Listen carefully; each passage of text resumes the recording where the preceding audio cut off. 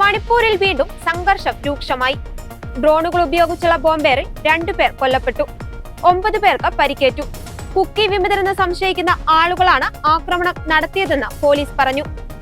സ്നൈപ്പർമാരെ drone ബോംബുകളും ഉപയോഗിച്ചായിരുന്നു ആക്രമണമെന്ന് intelligence വൃത്തങ്ങളെ ഉദ്ധരിച്ച് ദേശീയ മാധ്യമം റിപ്പോർട്ട് ചെയ്തു. മണിപ്പൂരിലുണ്ടായ സംഘർഷത്തിൽ ഒരു സ്ത്രീ കൊല്ലപ്പെടുകയും ഇവരുടെ 12 വയസ്സുള്ള മകൾക്ക് പരിക്കേൽക്കുകയും ചെയ്തു. മറ്റൊരാൾ കൂടി കൊല്ലപ്പെട്ടതായും മരണസംഖ്യ 2 സംസ്ഥാന പോലീസും ആഭ്യന്തര വകുപ്പും പ്രസ്താവനകളിൽ അറിയിച്ചു. പോലീസ് കമാൻഡോയാണ് മരിച്ചതെന്നാണ് സൂചന. 2 പോലീസുകാർ ഉൾപ്പെടെ മറ്റ് 8 പേർക്ക് പരിക്കേറ്റു.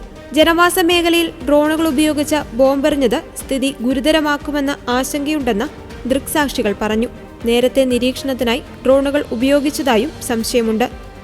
മണിപ്പൂർ കലാപത്തിൽ ഡ്രോൺ ഉപയോഗിച്ചുള്ള ബോംബേറ് സുരക്ഷാ സേനയ്ക്കും സാധാരണക്കാർക്കും വലിയ ഭീഷണിയാകുമെന്നാണ് വിലയിരുത്തൽ. ഡ്രോൺ ബോംബിൽ നിന്നുള്ള ചീളുകൾ ഒരു പോലീസുകാരന്റെ കാലിൽ തട്ടിയെന്നും സായുധ ഡ്രോണുകളെ കണ്ടതായും പോലീസ് വൃത്തങ്ങൾ അറിയിച്ചു.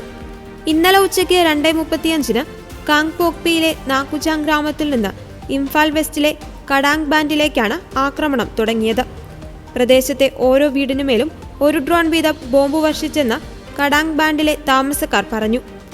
ആക്രമണത്തിന്റെയും ആളുകൾ ഭയന്നോടുന്നതിന്റെയും ദൃശ്യങ്ങൾ പ്രചരിക്കുന്നുണ്ട്. യുദ്ധങ്ങളിൽ ഡ്രോൺ ബോംബുകൾ ഉപയോഗിക്കാറുണ്ടെങ്കിലും സുരക്ഷാ സേനയ്ക്കും സാധാരണക്കാർക്കും നേരെ ഉപയോഗിക്കുന്നത് പതിവില്ലാത്തതാണെന്നും മണിപ്പൂർ പോലീസ് എക്സിൽ അഭിപ്രായപ്പെട്ടു. 2023 മെയ് 3 മെയ്തേയ് കുക്കി വിഭാഗങ്ങൾ തമ്മിലുള്ള വംശീയ സംഘർഷം തുടങ്ങിയത്. മെയ്തേയ് വിഭാഗക്കാർക്ക് പട്ടികവർഗ പദവി നൽകണമെന്ന ആവശ്യം ശക്തമായതാണ് കാരണം. നിരവധി പേർ ഇതുമായി ബന്ധപ്പെട്ട് കൊല്ലപ്പെട്ടു. ആയിരക്കണക്കിന് വീടുകളും കെട്ടിടങ്ങളും അഗ്നിക്കിരയായി. 10,000-കണക്കിന് പ്രദേശവാസികൾ പലായനം ചെയ്തു. യുവതികളെ കൂട്ടബലാത്സംഗത്തിന് ഇരയാക്കി കൊലപ്പെടുത്തിയെന്ന വാർത്തയോടെ മണിപ്പൂർ രാജ്യാന്തര തലത്തിലും ചർച്ചയായി.